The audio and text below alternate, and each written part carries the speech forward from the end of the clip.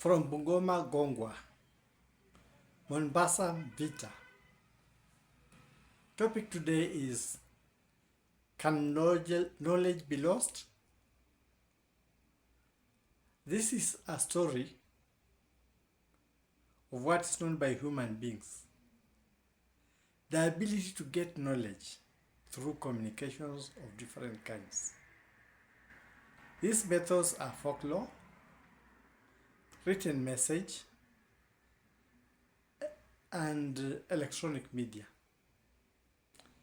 In the beginning, humans exchanged ideas through folklore and later by written language and drawings.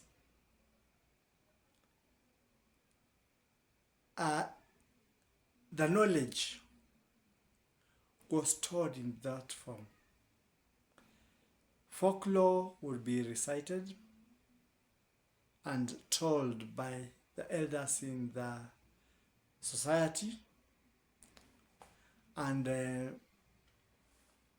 where it was possible, it was written on patches of paper, on the backs of trees, on stones, and even in Mesopotamia, on clay tablets. Many of the stories that we follow today were either passed on by folklore or in the written form. Many tell stories of what happened in the past. We have the knowledge of the Sumerian gods, the Anunnaki. We have stories of the Druids in Britain. We have the stories of the Greeks. I looked in some past history books. For Phoenicians, they used to say those people who were there of an origin called Phoenician, encompassing the Greeks, and from that we might have ended up having an amalgamation on the river Tiber, where we had the Roman Empire, the beginning of the Roman Empire. The ancient historian was trying to get the roots of the Roman Empire, and he ended up with a story of the wolf and two brothers, twin brothers, who were brought up, Romulus and Remus. I'm not talking about written history. I'm not saying that is how it is, but my take would be, they went there, they found the Etruscans. They talk of the she-wolf bringing them up. Etruscans, a very advanced civilization.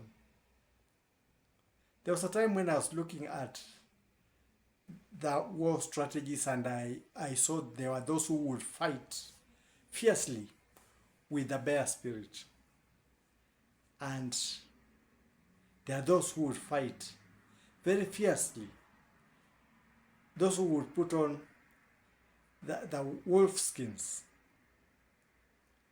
So to me, I'm not saying that folklore touched me, that there could be a possibility of the wolfskins and the Phoenicians bringing up the beginning of the Roman Empire. It may be a lost thing, I don't know. It's not written that way. I don't want to say that that is what started in history. I'll be telling a lie. Following those days, there was the Roman Empire, a lot of things discovered, and then after a while, things went dark again. The Christian Empire began. And then there was a time when many tribes were breaking away.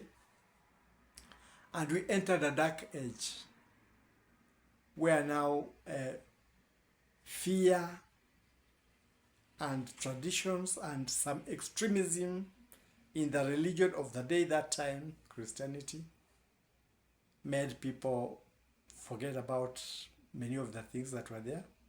Many materials were lost out of fear. And then came in the Arab era. They were able to salvage things that were there in places like Cordoba, Iberia, which is Spain now. I would like to talk about a traveler called Ibn Battuta, born in Tangiers, Morocco, and he died in Morocco. A medieval Muslim traveler who wrote one of the most famous travel logs, the Rihla. This great work describes the people, places, and cultures he encountered in his 75,000 miles,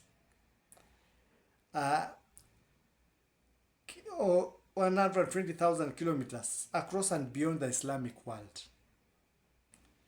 He traveled through much of Africa,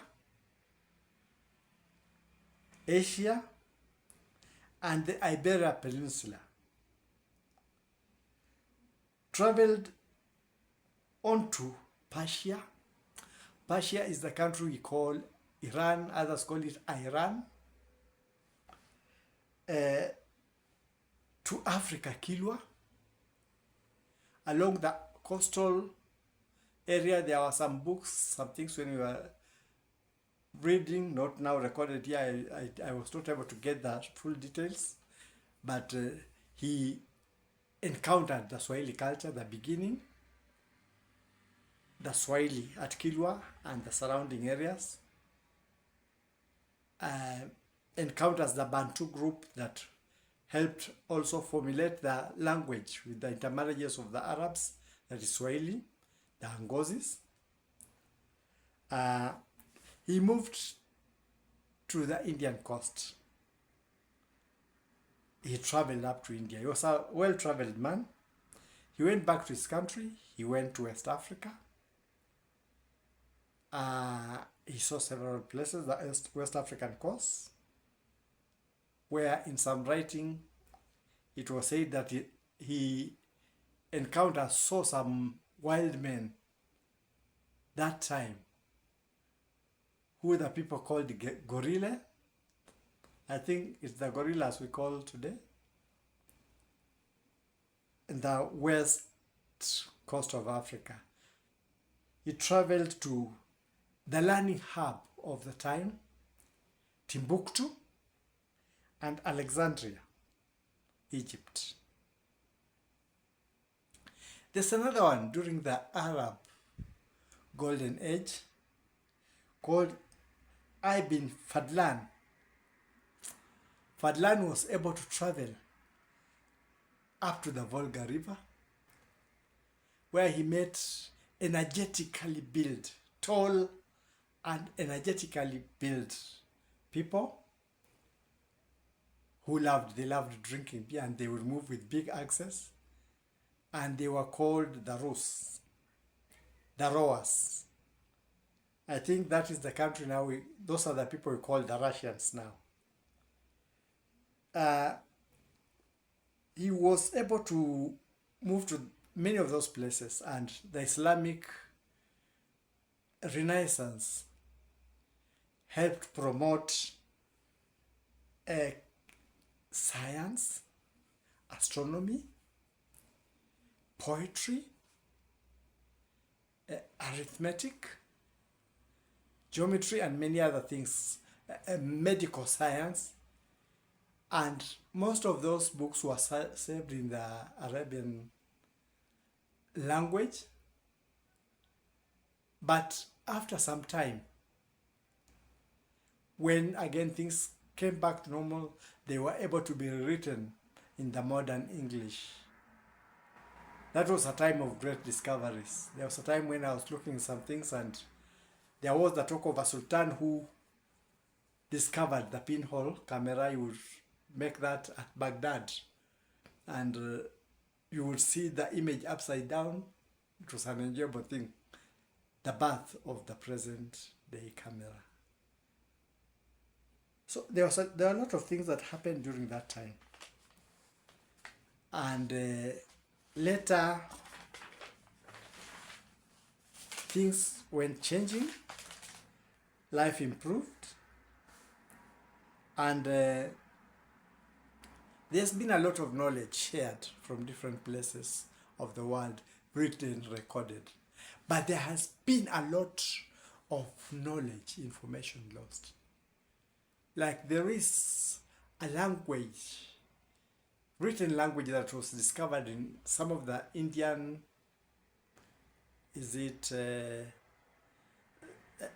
caves or something like that, a language that up to now nobody can be able to decipher.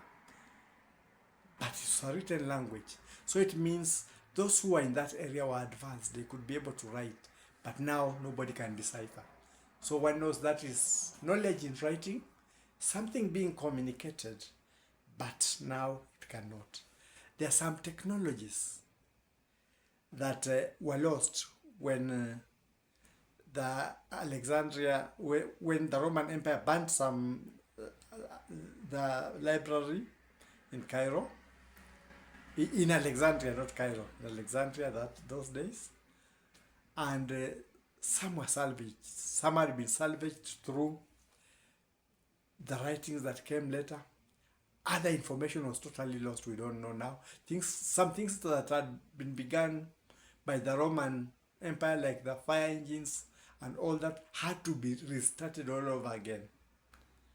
Some things written by Archimedes, because that was a learning center.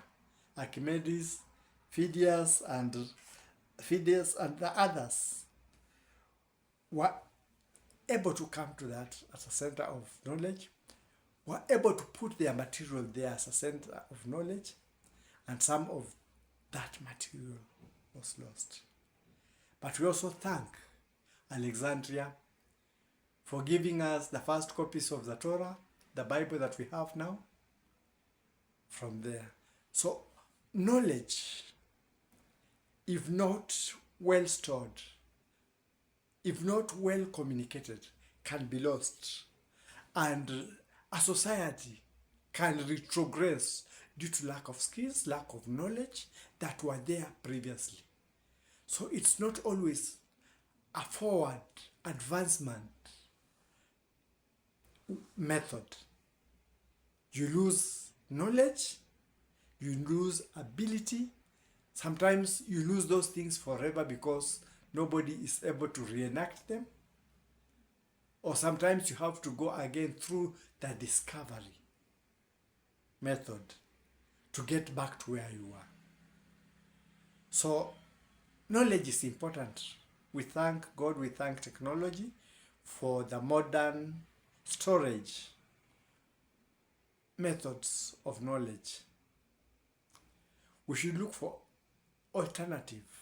There is electronic, but there's always talk that if there is a solar flare or something like that, sometimes electronic things get banned. We should also think of other media of storing the same information, so that if one media is totally wiped out, the other media can be able to accommodate, accumulate, and save the knowledge that has been piled over the past years where we build upon. So knowledge is built upon. And yes, knowledge can be lost. So we should preserve whatever we have, the histories, the literatures, things of the past, as we advance in new things. So should we also remember the old things. There are times when you need past technology. So to answer the question, can knowledge be lost? The answer is, if tampered with, it can be lost. And even the skills can be lost. So this is to urge you to think of the libraries. You can have personal.